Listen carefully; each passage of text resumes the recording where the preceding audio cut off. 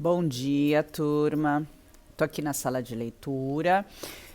Hoje eu vou falar desse livro aqui, Nas Águas do Rio Negro. O autor é o Drauzio Varela e o ilustrador é o Odilon Moraes. O Drauzio Varela, vocês já devem conhecê-lo.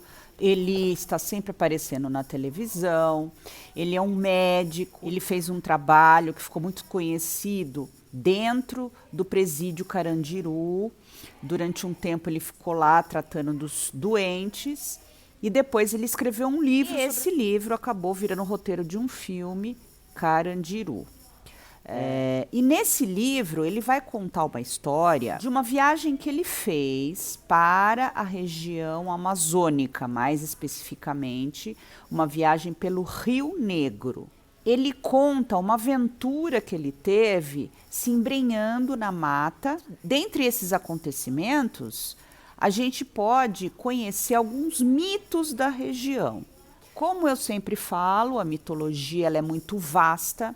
Ela não se dá apenas em uma cultura, mas em diversas culturas. E a gente acaba conhecendo só alguns mitos de algumas culturas específicas.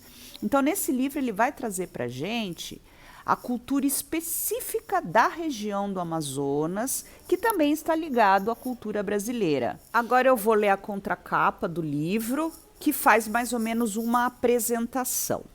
O Rio Negro é um grande espelho, suas águas refletem as árvores das margens e as nuvens do céu.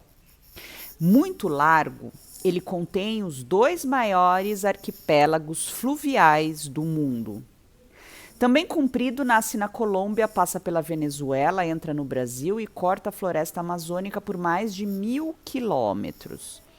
Drauzio Varela já viajou por esse importante rio brasileiro inúmeras vezes.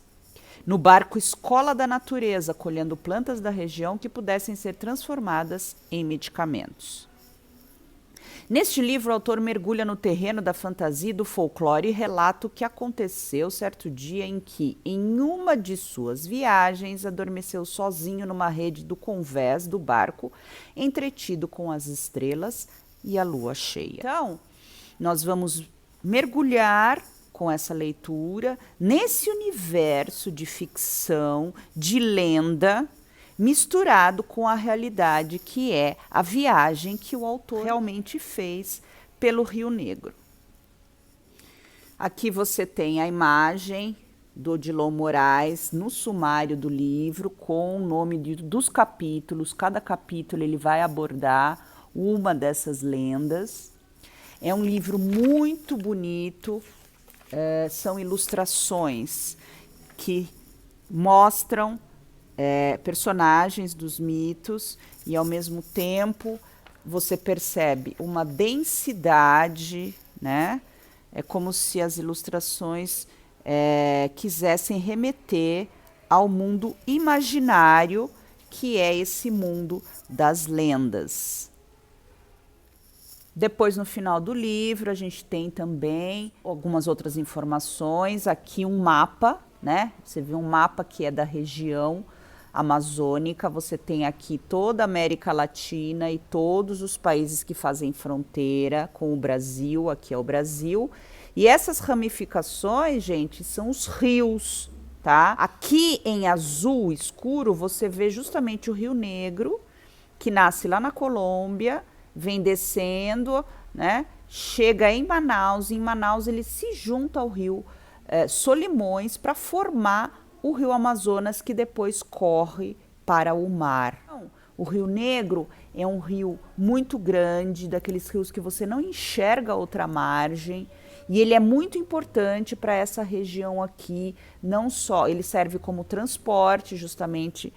O autor, ele faz esse percurso, né, numa embarcação, e ali ele vai conversando com as pessoas. É um grupo de pesquisadores que está ali para fazer estudos com tudo que aquela região pode oferecer para pesquisa.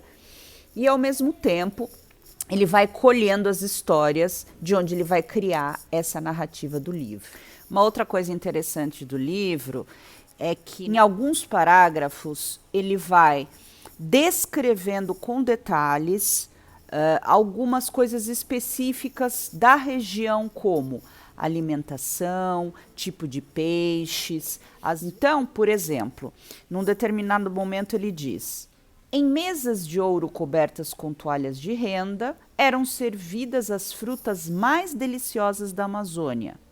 Jambos vermelhos e roxos, cupuaçus com casca marrom, cajás e bacuris amarelos, graviolas, ingás verdes e compridos, abios arredondados, açaís, tucumãs, pupunhas e pequenos cocos que os habitantes da região comem no café da manhã. Logo no início do livro existe uma carta para o leitor ou leitora.